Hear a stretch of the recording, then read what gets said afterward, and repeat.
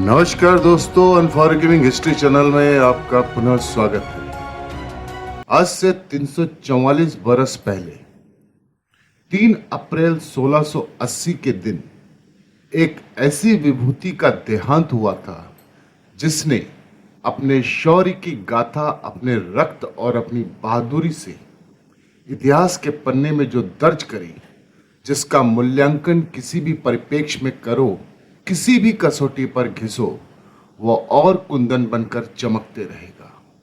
उस युग पुरुष का नाम वीर छत्रपति शिवाजी भोसले हुआ था, जिन्होंने अपने शौर्य, बहादुरी और पराक्रम तथा दूरदृष्टि से न जाने कितने ही युद्ध, कितने ही संघर्षों पर विजय हासिल की और मराठों का मान बढ़ाने में कोई कसर नहीं छोड़ी।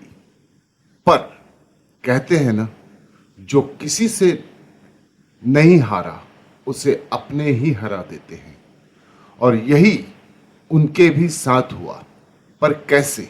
दरअसल मृत्यु के 3 बरस पहले से ही अपने ही पुत्र संभाजी, उनके जो ज्येष्ठ पुत्र थे संभाजी, के धर्म विमुखता और पारिवारिक झगड़ों की भेंट यह साहसी शख्स काल के क्रूर हाथों परास्त हुआ।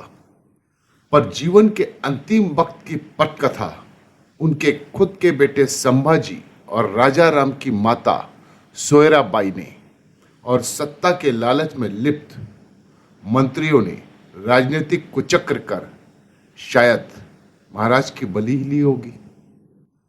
जिस दिन शिवाजी का निधन हुआ था, उस दिन हनुमान जयंती थी।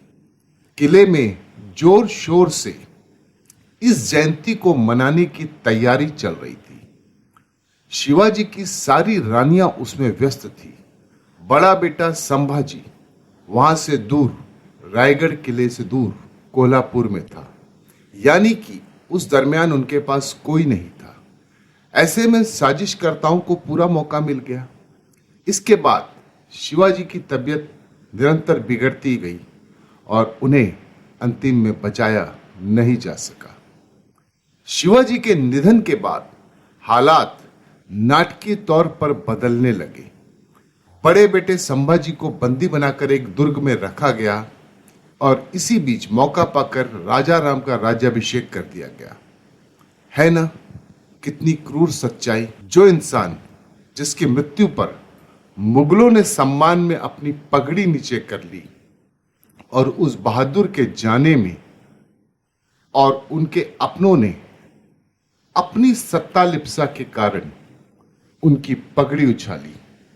शायद यही नियति है कि सिंहासन से शिखर का कारवां शमशान में अकेले ही होता है। नमस्कार।